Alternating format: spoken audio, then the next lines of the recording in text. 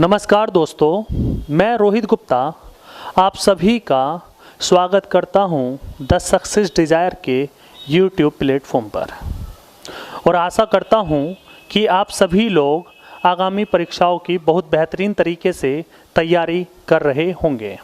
चलिए, जैसा कि आप जानते हो हम लोग नंबर सिस्टम पढ़ा रहे थे और नंबर सिस्टम में हमने इतनी चीज़ें कवर अप कर ली थी।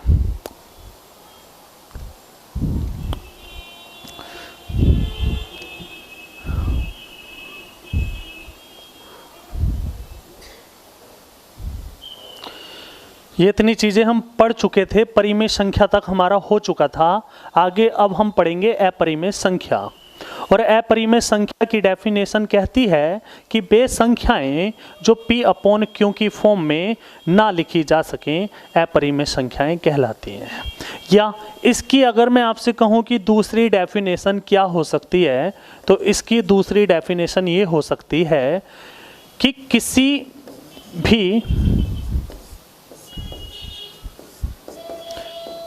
भी संख्या का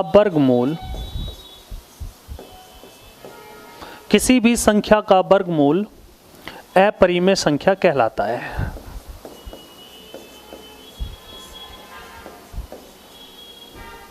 अपरिमेय संख्या कहलाता है, परंतु वह संख्या पूर्ण वर्ग संख्या ना हो, परंतु वह संख्या पूर्ण वर्ग, जिसको इंग्लिश में हम बोलते हैं perfect square number, perfect square number न हो, वह संख्या पूर्ण वर्ग संख्या ना हो। तो ऐसी सभी संख्याएं जो एक रूट में बंद होंगी, अंडर रूट में होंगी, या उस संख्या का हम वर्गमूल निकालेंगे, वो सारी संख्याएं अपरिमेय संख्याएं कहलाई जाएंगी। परंतु वो संख्या जो रूट के अंदर बंद है वो कैसी नहीं होनी चाहिए, वो पूर्ण वर्ग संख्या नहीं होनी चाहिए। अब पूर्ण वर्ग संख्या क्या होती है? जो किसी भी संख्या का वर्ग हो या स्क्वायर हो, जैसे 4, 9, 16, 25, 36, बस ऐसी संख्याएं नहीं होनी चाहिए जिसका हम परफेक्ट स्क्वायर रूट निकाल सकें, क्योंकि जब हम इनको स्क्वायर में बंद करेंगे तो ये परिमेय संख्या हो जाएगी, क्योंकि इसकी वैल्यू होगी 2, इसकी होगी 3, इसकी होगी 4, इसकी होगी 5, इसकी होगी 6, और ये सारी संख्याएं क्या हैं? परिमेय संख्याएं हैं। ठीक है, तो स्क्वायर रूट भी ऐसी संख्याओं का होना चाहिए जो पूर्ण वर्ग संख्याएं न हो। जैसे मैंने आपसे कहा √2, ये संख्या क्या है? अपरिमेय संख्या है, क्योंकि 2 क्या होता है? 2 पूर्ण वर्ग संख्या नहीं होती। लेकिन अगर यहीं पे मैं 4 कर दूं, अब 4 पूर्ण वर्ग संख्या होती है, तो ये परिमेय संख्या हो जाएगी। और ये कैसी संख्या है? 2, तो परिमेय संख्या है। और अगर बात की जाए √2 की, तो ये अपरिमेय संख्या है। क्लियर है इतनी बात? चलिए, उसके बाद अगर मैं आपसे कहूं कि √3 क्या होता है, तो ये भी अपरिमेय संख्या होती है, क्योंकि इसकी वैल्यू 1.732। आज तक हम ये यूज करते हुए आ रहे हैं एकेडमिक लेवल पर, लेकिन एक्चुअल में ये इसकी वैल्यू नहीं होती। जब आप कभी भी गूगल पे सर्च करोगे या आप अपने भाग विधि से √3 की वैल्यू चेक करोगे, तो 1.732 से भी आगे ये कई लाख अंकों तक चली जाती है, और ये कभी भी ख़त्म नहीं होती। ना तो रिपीट होती है इसका कोई भी अंक, ना तो रिपीट होता है और ना ही ये रुकता है। इसलिए ये संख्या कैसी है? तो ये संख्या अपरिमेय संख्या है, क्योंकि हम इस संख्या को सोल्व करके p/q की फॉर्म में नहीं लिख सकते, और जो संख्या p/q की फॉर्म में नहीं लिखी जा सकती वो संख्या अपरिमेय संख्या होगी। क्लियर है इतनी बात? चलिए, उसके बाद अगर मैं आपसे कहूं कि √5 भी अपरिमेय संख्या होगी, √7 भी अपरिमेय संख्या होगी, √9 अपरिमेय संख्या नहीं होगी, क्योंकि इसकी वैल्यू 3 होती है, और 3 क्या होती है? परिमेय संख्या होती है। क्लियर है? आगे बढ़ते हैं। अगर बात की जाए कि पाई क्या है, तो पाई की वैल्यू 22/7 हम एकेडमिक लेवल पर यूज करते हुए आए हैं, लेकिन सच्चाई ये है कि पाई की वैल्यू 22/7 नहीं होती, पाई की वैल्यू होती है 3.14 और ये कहाँ तक जाती है, ये 50 लाख अंकों तक आगे निकाल के देख ली हमने, ना तो ये कभी खत्म हुई और ना ही कभी रिपीट हुई। इसलिए पाई भी कैसी संख्या होगी, अपरिमेय संख्या होगी, क्योंकि इस वैल्यू को हम P/Q की फॉर्म में नहीं लिख सकते। जब P/Q की फॉर्म में नहीं लिख सकते, इसका मतलब पाई भी कैसी संख्या होगी, अपरिमेय संख्या होगी। और अक्सर ये आपसे एग्जाम में क्वेश्चन पूछा जाता है कि पाई कैसी संख्या है। चलिए बात करते हैं आगे, इससे रिलेटिव जो भी क्वेश्चन है वो उस पर बात करते हैं। जैसे पहला क्वेश्चन आपसे यही पूछा है, क्वेश्चन नंबर 23, कि पाई कैसी संख्या है। पाई कैसी संख्या है, तो तुरंत आपका आंसर आना चाहिए कि पाई कैसी संख्या है, अपरिमेय संख्या है। क्लियर है इतनी बात? आगे बढ़ते हैं। उसके बाद अब हमने ये पूर्णांक पढ़ लिया हमने। अब पूर्णांक के बाद हमने बताया था आपको कि वास्तविक संख्याओं को हमने दो भागों में बांटा था। एक तो था पूर्णांक, जिसको हम इंग्लिश में इंटीजर बोलते थे, और दूसरा था दशमलव। तो अभी तक हमने जितना भी पढ़ा है नंबर सिस्टम में वो पूर्णांक से रिलेटिव था। अब पढ़ेंगे हम दशमलव। ठीक है, दशमलव पढ़ेंगे। दशमलव में हमें पढ़ना है कि दशमलव कितने प्रकार के होते हैं, तो दशमलव 3 प्रकार के होते हैं। ठीक है, पहला दशमलव होता है शांत दशमलव, जिसको हम इंग्लिश में बोलते हैं टर्मिनेटिंग डेसिमल। अच्छा, शांत दशमलव का दूसरा नाम भी होता है एक अवसानी दशमलव। इसका दूसरा नाम क्या होता है, अवसानी दशमलव। ठीक है, अवसानी दशमलव आ जाए या शांत दशमलव आ जाए, जिसको इंग्लिश में हम टर्मिनेटिंग डेसिमल बोलते हैं। शांत का मतलब शांत हो जाए, रुक जाए, दशमलव के बाद जो भी अंक रुक जाए। जैसे इसकी डेफिनेशन कहती है कि शांत दशमलव उसे कहते हैं जो दशमलव के बाद निश्चित रूप से शांत हो जाए या रुक जाए। जो दशमलव के बाद निश्चित रूप से शांत हो जाए या रुक जाए, उसको क्या बोलते हैं, शांत दशमलव बोलते हैं। जैसे मैंने आपसे कहा कि 19/4 है, 19/4 है, या इसको बाद में करते हैं। मैंने आपसे कहा मान लीजिए 2.25, ये कैसा दशमलव है, तो ये शांत दशमलव है, क्योंकि यहाँ पे पॉइंट के बाद, दशमलव के बाद चीजें रुक गईं, शांत हो गईं, इसलिए कैसा दशमलव है, शांत दशमलव है। और अगर मैं आपसे कहूं 1.32, तो ये भी शांत दशमलव है, बिल्कुल, क्योंकि दशमलव के बाद ये चीजें रुक गईं। अब मैं आपसे ये पूछूं कि ये संख्या, यानी कि जो शांत दशमलव होता है, ये परिमेय संख्या होती है या अपरिमेय संख्या होती है, क्योंकि इसी से ये क्वेश्चन पूछा जाता है कि शांत दशमलव परिमेय संख्या होती है या अपरिमेय संख्या होती है। तो परिमेय संख्या का हमें पता ही था कि जो P/Q की फॉर्म में लिखा जाए वो परिमेय संख्या, और जो ना लिखा जाए वो अपरिमेय संख्या। तो क्या मैं इसको P/Q की फॉर्म में लिख सकता हूं, तो आप कहोगे बिल्कुल लिखा जा सकता है, पॉइंट हटा के बटे में 100 कर दो, अंश बटे हर की फॉर्म में हो गया। इसका मतलब शांत दशमलव क्या होता है, शांत दशमलव परिमेय संख्या होती है। जितनी भी शांत दशमलव होगा वो क्या कहलाएंगी, परिमेय संख्या कहलाएंगी। क्लियर है? इसको भी अंश बटे हर की फॉर्म में लिखा जा सकता है, पॉइंट हटा के बटे में 100 लगा दो, ये भी P/Q की फॉर्म में हो गया। इसका मतलब शांत दशमलव कैसा संख्या होती है, परिमेय संख्या होती है। क्लियर है इतनी बात? जैसे मान लीजिए मैंने आपसे कहा कि 19/4 परिमेय है अपरिमेय है, तो आप कहोगे ये तो परिमेय संख्या है। लेकिन अगर मैं आपसे पूछूं कि ये शांत दशमलव है या नहीं है, तो आप कहोगे कि इसको सोल्व करके देख लेते हैं। 4 चौक 16, पॉइंट लग गया, 30 हो गया, 7 चौक 28, 2 20, 4 पंजे 20।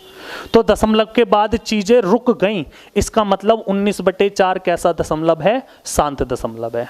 क्लियर है? उसी प्रकार अगर मैं बात करूं 13/12, ये गलत हो गया यहाँ पे, इसको 2 को हटा दो, 1 को हटा दो, ये है 13/2। अगर मैं आपसे कहूं कि ये बताइए 13/2 कैसा दशमलव है, तो 13/2 क्या आएगी, इसकी वैल्यू 6.5। तो ये भी दशमलव के बाद रुक गया, तो ये भी एक शांत दशमलव है। अगर मैं आपसे कहूं कि 25/4 कैसा दशमलव है, तो 4 से डिवाइड कीजिए 25 को, 6 चौक 24, 1 हो गया, 10 हो गया, और 2 5। क्लियर है? तो ये भी दशमलव के बाद शांत हो गया, ये भी दशमलव के बाद शांत होगा, ये भी होगा, सारे दशमलव के बाद शांत हो जाएंगे। इसका मतलब ये शांत दशमलव के एग्जाम्पल थे और ये सारी संख्याएं क्या हैं? परिमेय संख्याएं हैं। क्लियर है इतनी बात? चलिए इसका थोड़ी सी और पहचान बता देता हूं मैं कि वो सारे शांत दशमलव होंगे जिसके जब भिन्न हम देखते हैं तो भिन्न क्या होती है? अंश बटे हर की फॉर्म में होती है। तो ये जो हर होता है ना, इसको बोलते हैं न्यूमरेटर, इसको बोलते हैं डिनोमिनेटर। तो डिनोमिनेटर यानी कि जो हर होता है, अगर वो 2 की पावर m की फॉर्म में आ जाए या 5 की पावर n की फॉर्म में आ जाए या 2 की पावर m मल्टीप्लाइड बाई 5 की पावर n में आ जाए, अगर इन 3 कंडीशन में आपका डिनोमिनेटर आ गया किसी भी भिन्न का, तो समझ लीजिए वो दशमलव कैसा होगा? शांत होगा। ये क्या फॉर्म है इसको समझाइए, समझ लीजिए। जैसे मैंने आपसे कहा कि 25/4, तो 25/4 है। इस 4 को जो डिनोमिनेटर में है, जो हर में है, इस 4 को मैं लिख सकता हूं 2 की पावर 2। तो क्या इस फॉर्म में नहीं हुआ? ये इस फॉर्म में हो गया। इसका मतलब 25/4 बिना सोल्व किए आप बता सकते हो जो दशमलव आएगा वो कैसा आएगा? शांत दशमलव आएगा। क्लियर है इतनी बात? अगर मैं आपसे कहूं 19/8, तो 8 को आप क्या लिख सकते हो? 2 की पावर 3। इसका मतलब अभी भी इसी फॉर्म का आ गया। तो 19/8 भी कैसा दशमलव आएगा? शांत दशमलव आएगा। क्लियर है? उसके बाद ये नहीं आएगा क्योंकि 12 आ गया यहाँ पे, इसको मैं काट देता हूँ, ये एग्जाम्पल गलती से लिखा गया, यहाँ पे बटे में 2 था। ठीक है?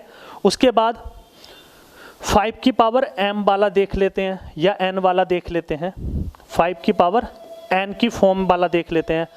अगर मान लीजिए मैंने आपको क्वेश्चन दिया कि 19/5 है, 19/5 है, तो ये भी शांत दशमलव होगा। चेक कर लेते हैं। 5 तिया 15। क्लियर है? 5 तिया 15, कितना बचा? 4।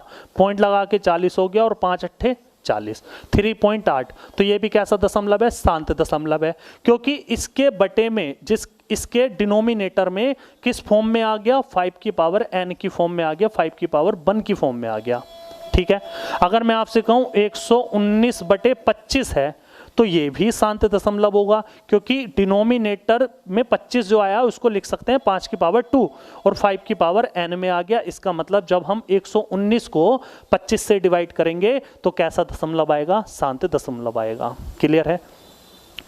उसके बाद हमने 2 की पावर m का देख लिया, 5 की पावर n का देख लिया। अब चेक करेंगे 2 की पावर m इंटू 5 की पावर n का।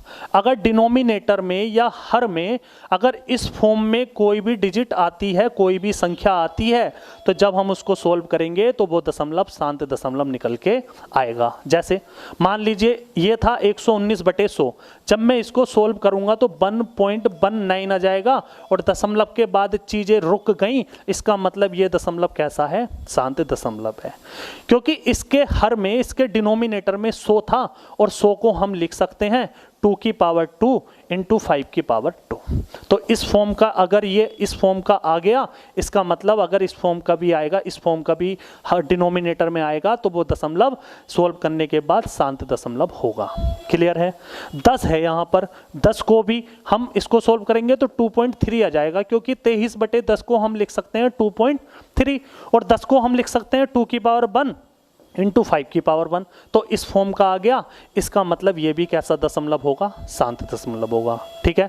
तो बस आपको ये याद रखना है, अगर किसी फ्रैक्शन के या भिन्न के हर में या डिनोमिनेटर में इन 3 चीज़ों में कोई भी एक चीज़ की फॉर्म बन रही है, तो वो दशमलव हमेशा शांत दशमलव निकल के आएगा। और अगर इन 3 फॉर्म के अलावा कोई अन्य फॉर्म आती है, तो वो कैसा दशमलव कहलाया जाएगा? वो अशांत आवर्ती दशमलव कहलाया जाएगा। मैं आगे बताता हूं। जैसे चलो इसी को एग्जाम्पल ले लो। अगर 13/12 है, जब आप इसको सोल्व करोगे तो ये दशमलव के बाद कभी भी शांति नहीं होगा। आप चाहे सोल्व करके देख लेना, अनंत तक जाएगा, कभी भी देख लेना। ठीक है? क्योंकि यहाँ पे 12 क्या आ गया? हम 12 को लिख सकते हैं 2 की पावर 2 इंटू 3 की पावर 1। जबकि अगर यहाँ 5 होता 5 की पावर 1 तो शांत आ जाता, जबकि इस फॉर्म में तो ये है ही नहीं, क्योंकि 2 की पावर 2 बेशक आया, लेकिन इसके साथ अन्य क्या आ गया, 3 आ गया, इसलिए ये कैसा दशमलव होगा, ये अशांत आवर्ती दशमलव होगा। ठीक है, आगे बढ़ते हैं, चलिए।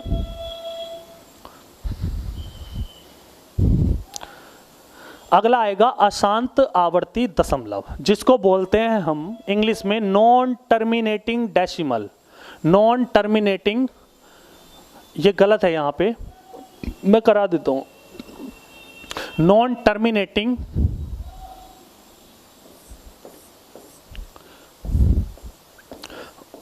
But repeating.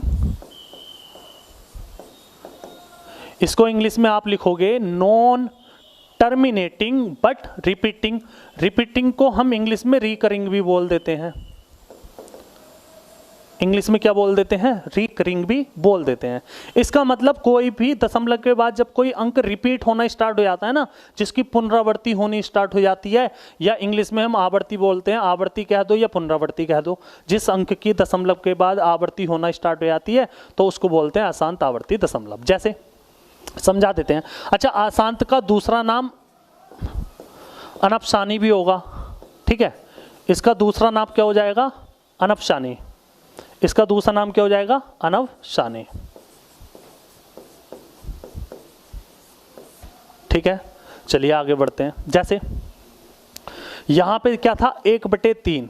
अब ना तो 2 की पावर m की फॉर्म में है बटे में 3, ना 5 की पावर n के बटे की फॉर्म में है, ना 2 की पावर m इंटू 5 की पावर n की फॉर्म में है बटे में।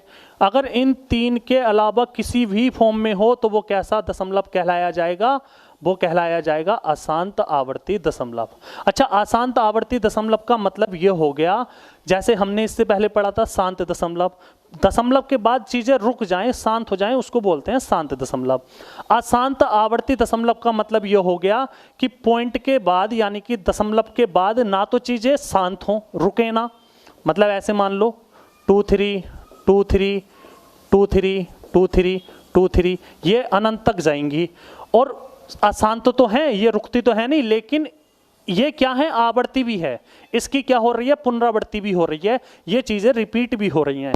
तो रिपीट हो रही हैं बिल्कुल, देखो यहाँ पे पॉइंट का 2 3 रिपीट हो रहा है, 2 3 2 3 2 3 2 3, ऐसे ही ये चीजें रिपीट होती चली जाती हैं, ना तो ये रुकती हैं और रिपीट होती हैं, इसीलिए हम इसको बोलते हैं अशांत आवर्ती दशमलव। क्लियर है इतनी बात। इसको हम लिख सकते हैं 1.23 पर बार। ठीक है, और ये कैसी संख्या होती है, ये परिमेय संख्या होती है। ठीक है, इसको अगर सोल्व किया जाए तो 1 + 0.23 पर बार ऐसे लिख सकते हैं। उसके बाद 1 + 23/99 भी लिखा जा सकता है। जब बार वाला चैप्टर आएगा मैं आपको ये चीज़ें बताऊंगा। ठीक है, फिर इसको थोड़ा सा और सिंप्लीफाई करेंगे तो 99 की गुणा 1 से करेंगे, 99 + 23 कितना, 122, और बटे में 99। तो जब हमने इस वाले पूरे पार्ट को सोल्व किया तो क्या आया, 122/99, और ये कैसी संख्या है, परिमेय संख्या है, क्योंकि हमने इसको अंश बटे हर की फॉर्म में लिख दिया, तो ये संख्या भी कैसी है, परिमेय संख्या है। क्लियर है। तो शांत दशमलव भी परिमेय संख्या होती है और अशांत आवर्ती दशमलव भी परिमेय संख्या होती है। जैसे मैंने आपसे कहा कि 1/3 है, इसको सोल्व कीजिए, 1 को डिवाइड करना है 3 से, तो 0.333333, और ये कहाँ तक जाएगा, अनंत तक जाएगा। और हम इसको लिख सकते हैं 0.3 पर बार, क्योंकि जो चीज़ दशमलव के बाद रिपीट हो रही है ना, उसके ऊपर हम बार लगा के उसको डिनोट कर सकते हैं या शांत उसको कर सकते हैं। और इसकी वैल्यू क्या हो जाएगी, 3 है, एक अंक पर अगर बार है तो बटे में क्या आ जाएगा, 9। और जब हम इसको सिंप्लीफाई करेंगे तो 1/3 आ जाएगा। इसका मतलब यही चीज़ लौट के वापस आ जाएगी। क्लियर है इतनी बात। अगर 5/3 की बात की जाए तो 3 × 3 20 आ जाएगा, 6 6 6 6, ये अनंत तक चली जाएंगी। और इसको हम लिख सकते हैं 1.6 पर बार। ठीक है, और ये भी जिस संख्या पर बार लग जाए दशमलव के बाद, वो भी कैसी संख्या होती है, परिमेय संख्या होती है। क्लियर है इतनी बात। चलिए आगे बढ़ते हैं। इसका तीसरा टाइप हो जाएगा अशांत अनावर्ती दशमलव। अनावर्ती का मतलब सिर्फ और सिर्फ इतना है कि वो अशांत तो होती ही नहीं दशमलव के बाद, चीजें रुकती नहीं, दशमलव के बाद चीजें रुकती नहीं।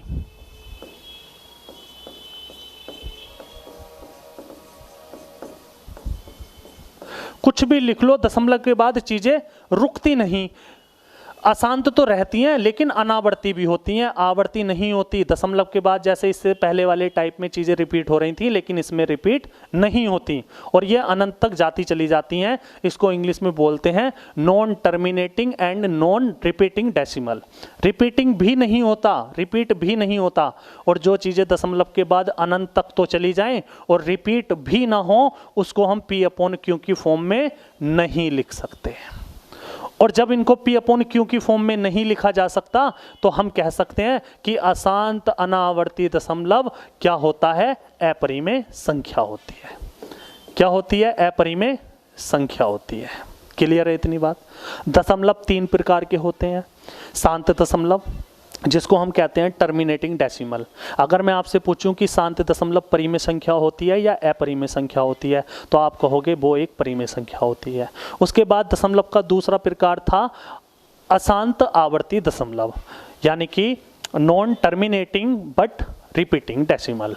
तो जो दशमलव के बाद अशांत तो रहे लेकिन वो रिपीटिंग उसकी हो, तो जब वो चीज़ें रिपीट होंगी तो हम उसको टर्मिनेट कर सकते हैं, रोक सकते हैं, शांत कर सकते हैं, और जिस चीज़ को हम शांत कर सकते हैं वो संख्या परिमेय संख्या बन जाती है। तो इसका मतलब ये हुआ कि अशांत आवर्ती दशमलव भी परिमेय संख्या होगी। इसके बाद दशमलव का हमने तीसरा टाइप पढ़ा, और तीसरे टाइप में हमने पढ़ा अशांत अनावर्ती दशमलव।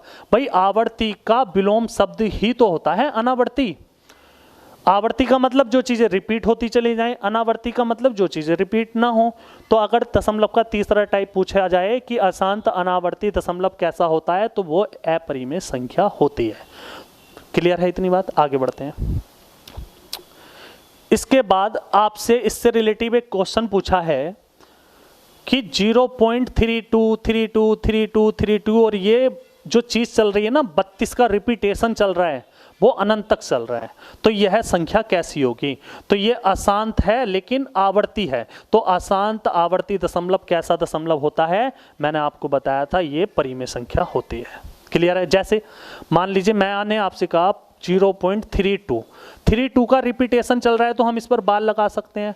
और अगर मैं आपसे कहूं कि क्या इसको P/Q की फॉर्म में लिखा जा सकता है, तो मैंने आपको बताया कि इसको 32 बटे कितने अंकों पर बार लगा है? 2 अंकों पर, तो बटे में क्या आ जाएगा? 99 आ जाएगा। तो हमने इसको P/Q की फॉर्म में लिख दिया, अर्थात ये वाली संख्या या ये वाली संख्या या ये वाली संख्या कैसी संख्या होगी? परिमेय संख्या होगी।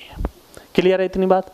चलिए, अब ये आपका क्लासिफिकेशन ऑफ नंबर्स आपका कंप्लीट हो चुका है, और मैं आशा करता हूं कि आप सभी लोगों को बहुत अच्छे तरीके से ये चीज़ें समझ में आ गई होंगी।